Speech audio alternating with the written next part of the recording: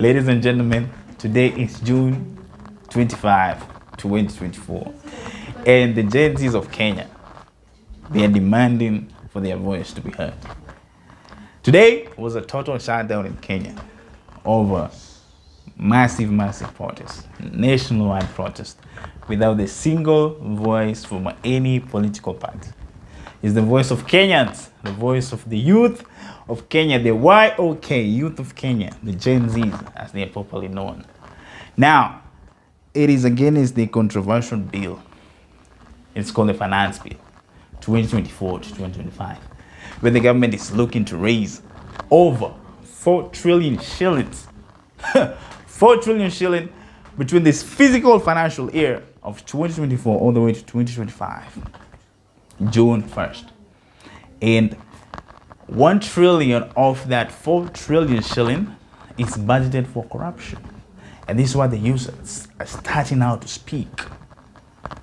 God even is asking for 10%, but President Ruto is asking for way more than 10%. Why? Kenya does not have a revenue problem. It has an expenditure problem, where the government literally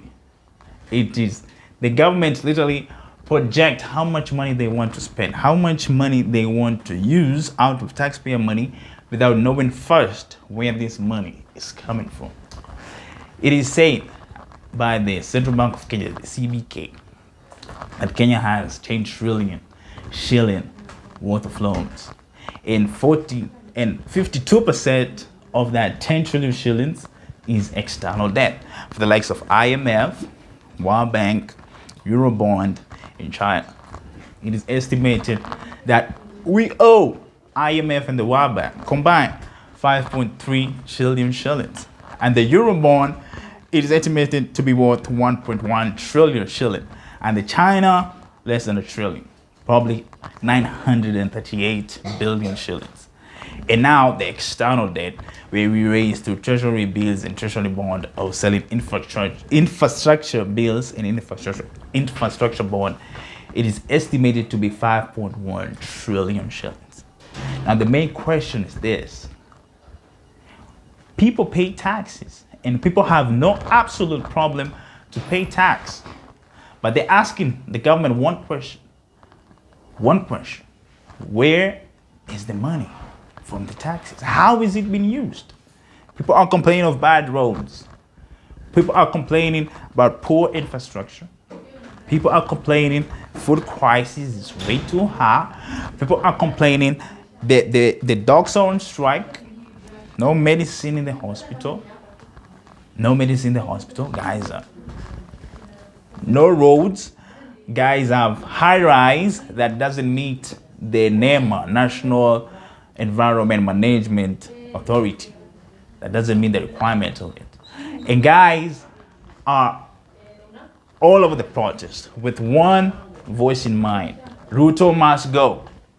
Ruto must go to where Ruto must resign. That's what they're saying. And reject the Finance Bill 2024-2025. They don't want it to be amended. They want it to reject the entire thing. And then we start from scratch. Why? Because rumors had it that the bill probably was drafted primarily last year around September, October by the IMF, whereby the Treasury, National Treasury Chairman, Mr. Ndungu, and Ruto, and the IMF Director, Managing Director, had a meeting, and they're strategizing on ways, number one, where they can overtax its citizens. And the citizens are starting to raise, because Kenya, it is estimated that 54% of the population are Gen Zs, are youth. And the youth will pay the heavy burden of the price of taxes. And they're asking the government one question: where is the money? We are paying taxes, yes, but since you got into office, how many projects have you done with the money? Okay, you are chartering 200 million shilling jet. The CS cabinet secretary, your cabinet secretaries, they are dressing flashy lifestyles. They are wearing watch of 20 million, 10 million shilling. Okay, and then you say Kenya has empty coffers. You say Kenya has empty coffers, and at the same time, Nairobi is estimated, okay, to collect 30 billion to 40 billion in tax, in revenue. You say Kenya has empty coffers. You say Kenya has empty coffers, and at the same time, you're allocating 600 million for the renovation of the DP's office. You say Kenya has empty coffers and you're allocating almost 700 million, 659 million shilling every single year for the office of the office of the first lady, and then 530 around there million shilling every single year for the office of the second lady. This is estimated to be 2 million, around 2 million to 2.5 million every single day. You say Kenya has empty coffers, and yet you want to use 1.2 or 2 billion to renovate the State House. Probably State House, you won't even sleep in your term as the president. And then guys are starting to raise about corruption issues in Kenya. But also, it's still estimating, I'll say it again, that the 1 trillion, it is set aside for corruption. It is budgeted purely for corruption. That's the words of Edwin Sifuna. We live in a country whereby, at the same time, Kenya is on a protest. Kenya is facing insecurity issues. Kenya is facing communities are clashing between each other because of cattle rustling. And there you hear a president saying we will send 400 or 1,000 of our soldiers or our police force to Haiti to restore order in Haiti, so that we can please the West, the likes of Biden and the likes of Emmanuel Macron from France. We live in a country whereby Ruto started off well, where people really fallen in love with him. And now people are starting to raise their voices against him. Why? Because of his fake promises, because of his fake hopes. And now people are discovering that he's a lie. You hear in protests saying, Ruto must go, Ruto must go, Ruto must go, Ruto must go, Ruto must go. And the guys are peaceful, and at the same time, Kenya Kwanza government, they had rumors that they're hiring goons to come and hijack and injure and damage and bring disorder to the youth while they're doing peaceful protests. Kithure Kindiki, the cabinet secretary of Interior, in 2020, he said that the anger that the government has caused to Kenyan people, they can even burn down their parliament. Today, as we're speaking right now, about five people or 7 people, they have been shot right outside parliament. Why?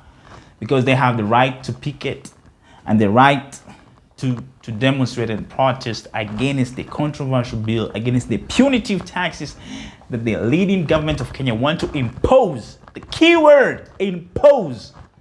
Impose. We have city laws like Willis Ruto saying that the MPs were paid each 2 million shilling for every single yes they vote. Yes, paid 2 million shilling. How? Cheap bribe for 2 million to sell 54 million people, citizens of Kenya. Right? And at the same time, you say we have democracy. At the same time, you say we have a government that listens to its citizens. It is estimated that not 195 MPs have said yes to the bill, and 106 have said no to the bill.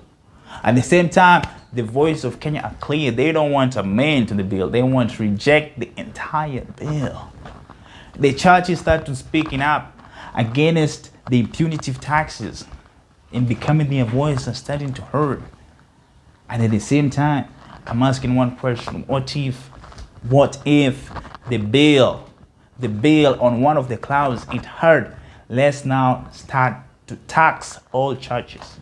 Every church, we tax you. Will they speak more aggressively, or will they be put to the sideline? At the same time, we having people, the youths of Kenya are being abducted, and the government is not speaking about that. We have guys are being killed outside parliament like cockroach, and these are people, and they're harmless. They have no guns, okay? They are not armed, okay? And then you kill them, and they're your children. Some of them, they are your children. Some of them, they're your cousins, your relatives, your family members. At the same time, a revolution has started. The revolution is not against the police. It's not against the armed force. The revolution is against the people in power, the corrupt leaders in power. Want you to overtax its citizens so that they can pocket more and benefit from the taxes and also from the dubious debts that they say we have. In reality, again, Kenya doesn't have a revenue problem. Kenya doesn't have a revenue problem. It has an expenditure problem. Expenditure problem. The government say, Ruto, we have had it many times saying, we collect less. We collect less. Everyone should pay each fair of taxes.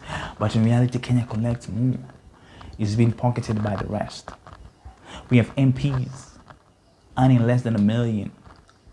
They have kids in the UK, in the best private schools. We have a musician who's an MP, but I won't mention the name.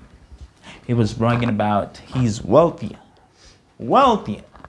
than Adamu, Akode, Harmonize combined, and he's an MP earning less than $1 million a month, even less than 1.5 million in shillings.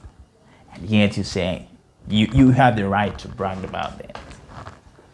The government is trying to impose this being to the people, and the people start to raise up their voice. And even if people get abducted, even if people get killed, it becomes more and more and more and more and more and more resistant to the people.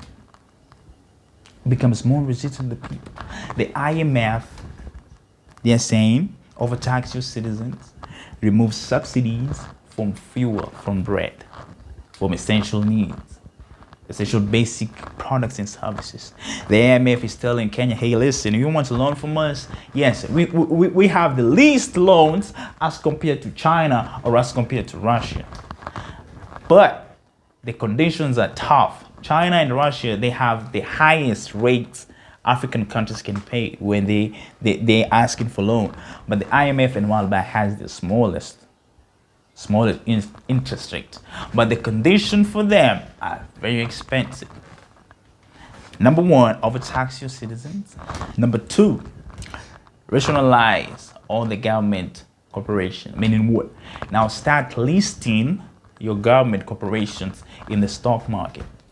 It can be public hospital. It can be public corporation, or like a TV station, or like an oil company, like a petroleum company. Start listing it to the stock market exchange. All the public universities or public high schools that are not doing well, get rid of them. So essentially what you're saying is you're denying people the right to education. It has carbon tax. Oh my God, carbon tax. It has start to consider yourself in putting climate budgeting in your budgeting. It started putting wage bill in your parliament. It started to say double taxation on your citizens, which is insidious. And then guys started to raise up their voices. And I know for a fact, when this law will come to pass, Kenya will never, ever, ever, ever be the same again. Ever. Because out of 44 million people, aroundish, maybe 50 million, they are saying reject the bill. Around 4 million, they are saying we want the bill. And instead of listening to the majority voices, you decide to listen to other countries and other power, and other influence that they had on you because you know what you can benefit. You get kickbacks and all that. So with that being said, ladies and gentlemen, we sincerely reject the finance bill 2024. And the most important thing to all the Gen Zs, I need you to know this for a fact. Every single year, we will have a finance bill in Parliament. Every single year, we'll have a finance bill in Parliament. So with that, always keep that in mind. Always watch out. And around June, around January there, around October-ish there is when the preparation of another finance bill gets into place. So I sincerely urge all the citizens, all the youths, number one, get out your votes. Get out your ID. Go and collect your ID. Have a voter's card. Have a voter's card with you. So that come 2027, we make sure we put the right people in the place of leadership. And we bring more leadership into politics and not politics into leadership. So with that being said, guys, I see you guys at the top because the bottom is way too crowded, and never look down upon anyone unless you're willing to help them up. But most importantly, understand this. Believing that you can is way more profitable than believing that you can. Much love. Peace out.